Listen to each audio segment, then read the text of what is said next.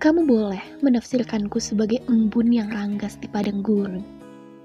Sebab bagiku, kamu adalah rumpun yang kurindu seperti tanpa ampun. Kamu boleh menafsirkan aku sebagai udara. Bisa juga sebagai deru rindu yang dingin, mengalir ke rongga dada meski kamu anggap aku tak ada. Assalamualaikum warahmatullahi wabarakatuh. Welcome back to my YouTube channel. We are the ones who know the answers, and they ain't never gonna hold us back. The sea is rising like a dancer.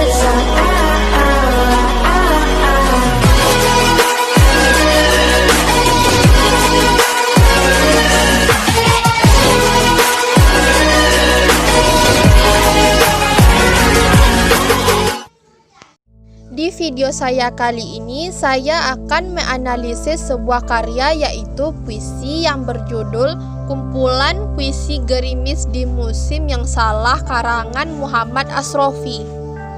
Kajian stilistika adalah ilmu pemanfaatan bahasa. Selain itu, stilistika juga menggunakan gaya bahasa secara khusus dalam sebuah karya sastra. Gaya bahasa tersebut disengaja dan mungkin pula timbul ketika pengarang mengungkapkan idenya. Gaya bahasa merupakan efek seni dalam sastra yang dipengaruhi juga oleh nurani. Melalui gaya bahasa itu, seorang sastrawan akan menuangkan ekspresinya, rasa jengkel dan senang. Jika dibungkus dengan gaya bahasa akan semakin indah. Berarti, gaya bahasa adalah pembungkusan ide yang akan menghaluskan teks sastra. Berikut ini analisis puisi yang dikaji dengan kajian stilistika yang berfokus pada persajakan, pemajasan, dan citraan. Yang pertama yaitu mengenai persajakan. Pada puisi yang berjudul Tafsiran Aku, terdapat 3 persajakan yang di dalamnya hanya ada persajakan antar larik. Namun, jika dibaca persajakan tersebut, bila didengar akan menghasilkan bunyi yang indah. Di bait ketiga pada larik 1 hingga 3 memiliki kata embun, gurun, rumpun, dan ampun.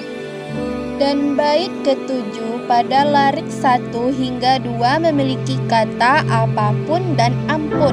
Persajakan yang terdapat adalah perpaduan antara vokal U dan konsonan N, yang jika dibaca akan menjadi bunyi U.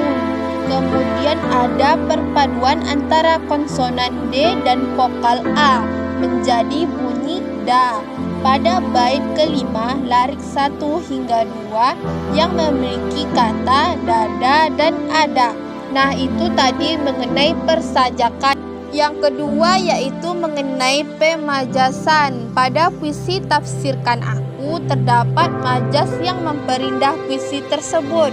Dalam puisi ini hanya ada majas simile, di mana majas ini merupakan majas yang membandingkan secara eksplisit antara dua hal yang berbeda yang dapat berupa benda, fisik, aksi, dan sebagainya.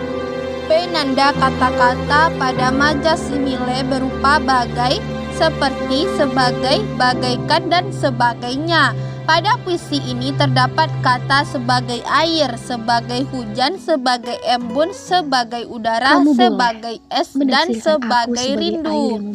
Nah, itu tadi mengenai pemajasan. Yang ketiga yaitu citraan. Pada puisi Tafsirkan Aku terdapat citraan penglihatan, pendengaran, perabaan, dan gerak. Citraan penglihatan adalah citraan yang memberi rangsangan kepada indera penglihatan sehingga membuat hal-hal yang tak terlihat bisa seolah-olah terlihat.